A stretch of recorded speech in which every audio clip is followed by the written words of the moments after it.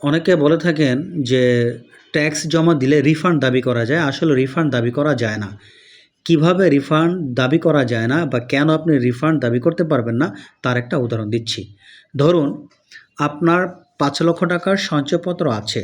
এখন ৫,০০,০০০ টাকার সঞ্চয়পত্রের জন্য ধরুন কথায়, কথায় বলছি, আপনি সরকারকে ৩০,০০০ টাকা ট্যাক্স দিলেন ১ বছরে, ইনকাম ট্যাক্স দিলেন। বাট আপনার কোনো ট্যাক্স আসে না। আপনার এই পরিমাণ ইনকাম নেই যে আপনার ট্যাক্স হয়। অর্থাৎ আপনার ট্যাক্স আসে এই ধরনের ইনকাম নেই। বাট তারপর আপনি সরকারকে ট্যাক্স দিচ্ছেন, গভর্নমেন্টকে ট্যাক্স দিচ্ছেন। এখন প্রশ্ন হচ্ছে আপনি তো প্রতি বছর এইভাবে সঞ্চয়পত্রের জন্য গভর্নমেন্টকে একটা নির্দিষ্ট ট্যাক্স দিচ্ছেন। ধরুন আপনি প্রতি বছরেই ৫,০০,০০০ টাকার জন্য ৫০,০০০ টাকা করে প্রতি বছর সরকারকে দিচ্ছেন, ৫০ বা ৪০ যেটাই হোক না কেন। এখন আপনি আপনার যেহেতু ট্যাক্স হয় না, তাহলে সরকার টাকাটা নিচ্ছে। এখন এই টাকাটা রিফান্ড আসবে কি না? না, এই টাকা আপনি কখনো রিফান্ড দাবি করতে পারবেন না। আরেকটা উদাহরণ বলছি, যেমন ধরেন আপনার এই এফডিআর আছে।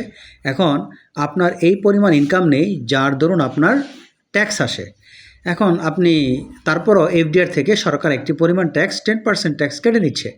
এখন এই ট্যাক্সটা কাটলেও আপনি ট্যাক্সের জন্য রিফান্ড দাবি করতে পারবেন না। এটি সরকার যেটি ট্যাক্স নিবে তার জন্য কোনো রিফান্ড দাবি করা যাবে না। রিফান্ড দাবি করলে আপনি কোনো টাকা পাবেন না। ছোট পরিসরে আজকের ভিডিও এখানে শেষ করছি। আল্লাহ হাফেজ।